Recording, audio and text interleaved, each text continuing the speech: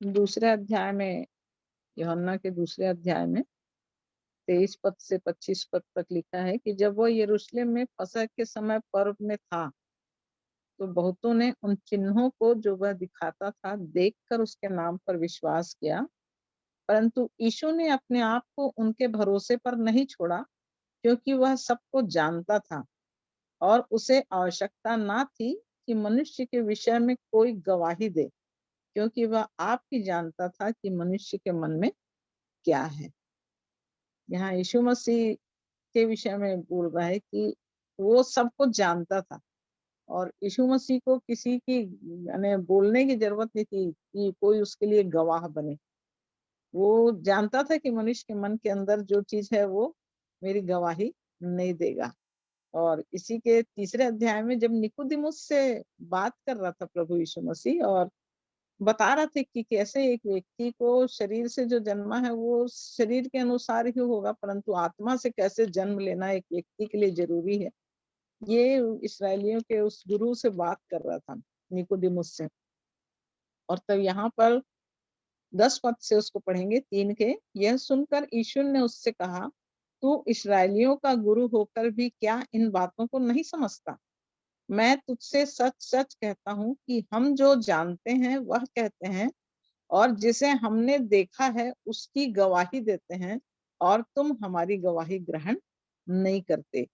यहाँ परमेश्वर की पिता की गवाही को यीशु मसीह देना चाह रहा है, लेकिन यीशु मसीह जानता है कि जब मैं पिता के बारे में बोलूंगा, पिता की गवाही जब मैं अपने जीवन से होके दे रहा हूँ और लोगों को मैं बताना चाह रहा हूँ, तो वो लोग मनुष्य जो है वो उसको ग्रहण नहीं करेगा। तो आज हमारे जीवन में भी हम देखते हैं इस बात को, हम गवाही तो देते हैं, लेकिन आज बहुत कम, बहुत यानी आप 1000 लोगों को बोलेंगे तो शायद उसमें से 2 लोग निकलेंगे जो आपकी गवाही को एक्सेप्ट करेंगे कि हाँ, सचमुच में कोई परमेश्वर है और वो सच्चा है और उसके द्वारा हम जीवन पाए हैं, वो ही जीवन बदल सकता है। आप सुनेंगे बहुत लोग, लेकिन यहाँ पर यीशु मसीह भी इसी बात को बता रहा है कि इस्राएलियों के बीच में प्रभु यीशु मसीह जब पिता के बारे में बता रहा था, तो लोग उसकी गवाही को एक्सेप्ट नहीं कर रहे थे। और यहाँ पर यीशु मसीह ने निकोदेमुस को भी इस बात को बताया कि मैं जब गवाही दे रहा हूँ तो तुम उसकी गवाही को ग्रहण नहीं करते हो।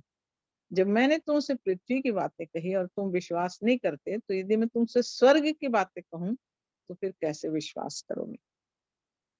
तो प्रभु यीशु मसीह स्वर्ग की बातों को बता रहा था और इस बात को उस निकोदेमुस से कर रहा है यहाँ पर, कि उस गवाही को वो बता रहा है यहाँ पर। तो आज हम भी इस चीज को देखते हैं कि सचमुच में हम गवाह तो हैं और हम गवाही देते भी हैं, परंतु उस गवाही में बहुत कम लोग हैं जो उस गवाही पर विश्वास करते हैं। यूहन्ना जब बता रहा था, यूहन्ना जब काम कर रहा था, तो यूहन्ना के पास आके पूछ रहे हैं, फरीसी लोग भेजे हैं उसको पूछने के लिए, और वो बता रहा है कि मैं मसीह नहीं हूँ। तो है कौन तू? तू एलिया है क्या? तू भविष्यवक्ता है क्या? बोला नहीं, मैं कुछ नहीं हूँ। और तब फिर यूहन्ना बोलता है अपनी गवाही, यूहन्ना क्या देता है? मैं पुकारने वाले का शब्द हूँ। ये उसकी गवाही थी यूहन्ना की, कि मैं उस पुकारने वाले का शब्द हूँ। मैं तो मार्ग सीधा करने के लिए आया हूँ। मेरे पीछे जो आ रहा है, तब वहां पर वो गवाही देता है कि मेरे बाद जो आने वाला है, मेरे पीछे जो आने वाला है, जिसके जूती का बंधन में खोलने के योग्य नहीं, मैं उसकी गवाही देने के लिए आया। मैं तो तुमको पानी से बपतिस्मा दे रहा हूँ, वो तुमको पवित्र आत्मा और आग से बपतिस्मा देगा। तो यूहन्ना गवाही देने के लिए इस पृथ्वी पर आया था।